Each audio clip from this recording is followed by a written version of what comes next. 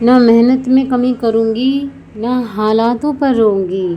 देर से ही सही पर अपनी मंजिल को ज़रूर पाऊँगी।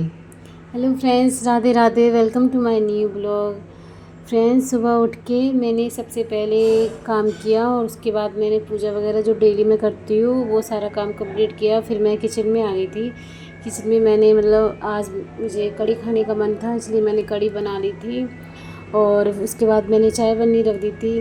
तो इतनी जल्दी मैंने काम ख़त्म किया। मैंने सोचा कढ़ी के साथ तो चावल ही अच्छे लगते हैं, इसलिए मैंने चावल भी बनने रख दिए।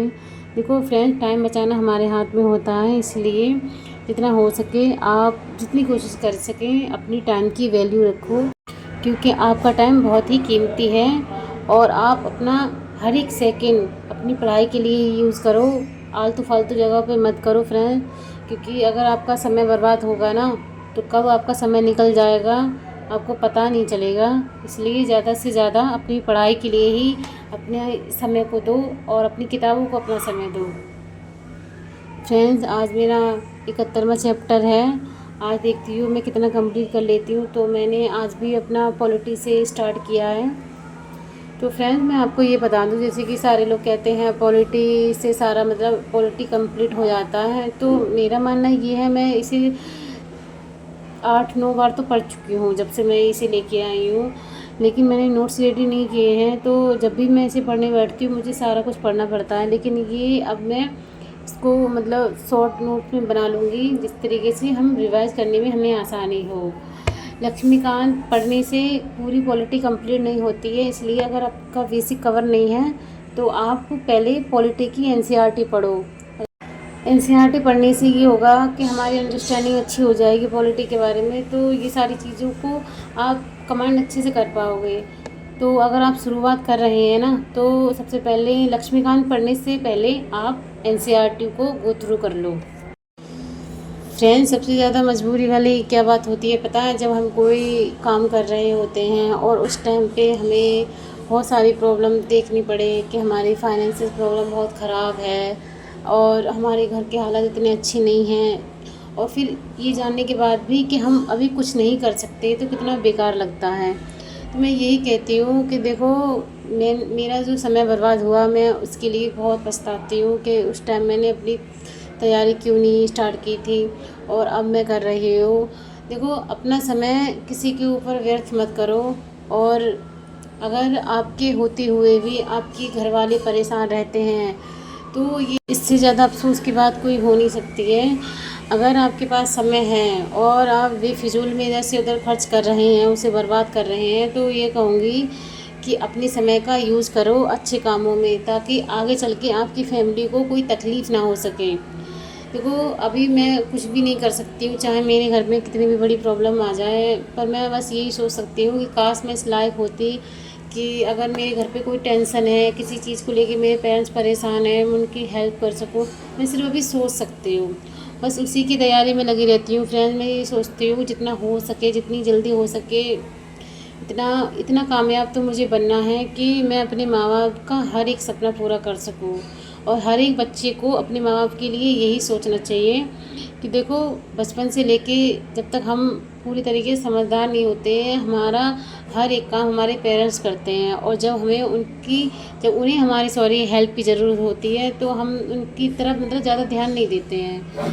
तो बस यही सोचो कि ज़िंदगी में कुछ करो ना करो, पर इतना कामयाब तो हो जाओ कि अपने माँ बाप को कोई भी प्रॉब्लम है तो उससे बाहर निकाल सको।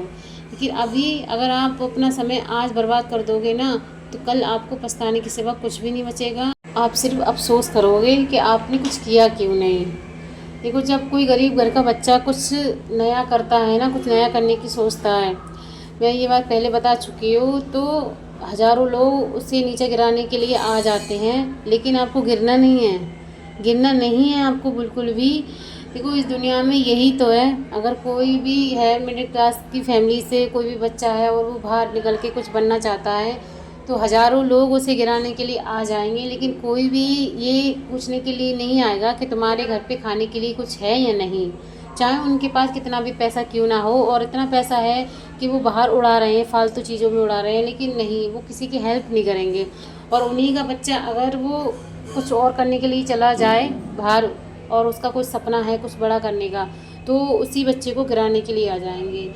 इसलिए इस दुनिया में देखो, गिराने वाले 1000 मिलेंगे आपको और उठाने वाला एक आध ही मिल सकता है, मिलेगा तो, वरना कोई नहीं। इसलिए खुद की पहचान बनाओ, इतने कामयाब हो जाओ कि आपको गिराने के लिए लोग साजिश करें।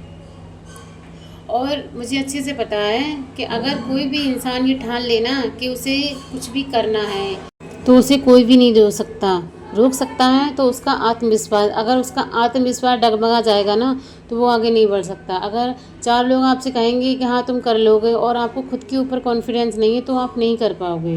ये सीरियस है फ्रेंड। आप कभी सोचो कि अगर जब तक आपका मन नहीं करता है किसी काम को करने के लिए और दूसरे लोग प्रेशर डालें, वो काम अच्छे से नहीं हो पाएगा। और आपका मन है कोई काम करने के लिए और आपकी फैमिली भी वही कह रही है कि ये काम कर लो, तो आप उसे अच्छे से कर लोगे। इसलिए हमेशा खुद के ऊपर कॉन्फिडेंस रखो। इस दुनिया में ऐसा कोई भी एग्ज़ाम नहीं है जिसे आप क्लियर नहीं कर सकते। अगर आपकी क्वालिफ़िकेशन अच्छी है और आपने अच्छी से पढ़ाई की है, डिग्री हासिल कर रखी है, तो आप कर सकते हो। देखो, लोगों से मत डरो कि लोग आपके ऊपर हंसेंगे अगर आपका मतलब नहीं निकला। लोग तो तब भी हंसेंगे जब आप मतलब पीछे हट जाओगे। वो ये कहेंगे कि चले तो बड़े थे भैया आईएएस बनने के लिए, लेकिन क्या हुआ नहीं, पहले से ही हार मान ली। तो उस चीज़ को फेस करने से अच्छा है ना कि हम पीछे मुड़ के क्यों देखें, आगे ही बढ़े ना। चाहे हम फेल हों या पास हों, ये तो अभी नहीं तय कर सकते ना जब तक हम एग्ज़ाम नहीं दे लेंगे।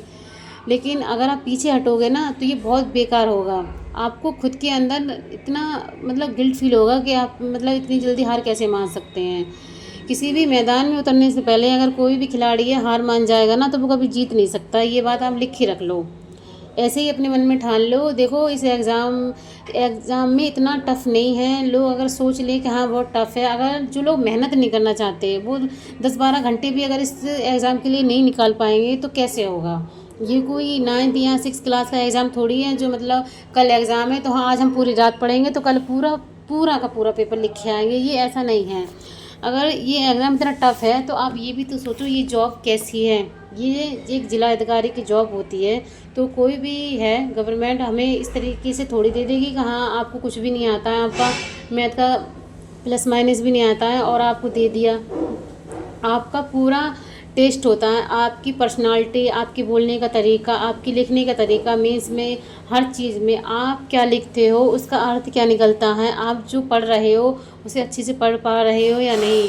देखो, आपकी रीडिंग, आपकी राइटिंग, आपकी लिखने का तरीका सब अच्छा होना चाहिए। इसलिए अपने आप को, अगर आपके अंदर कोई कमी है और आप थोड़ा वीक हो तो उसे सही किया जा सकता है अगर आप मेहनत करेंगे, डेली प्रैक्टिस करेंगे तो। देखो, कोई भी बच्चा होता है वो पेट से सीख के नहीं आता है ना, इस दुनिया में सीखते तो सब हम बाहर से हैं ना। तो इसलिए आप सब कुछ सीख सकते हैं अगर आप मेहनत करेंगे तो।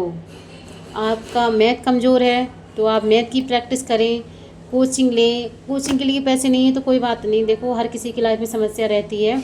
आप यूट्यूब से सीखें, आपके पास फ़ोन तो होगा, चाहे कोई भी कितना भी मिडिल क्लास फैमिली से होगा लेकिन उसके पास फ़ोन तो होना ही होना है।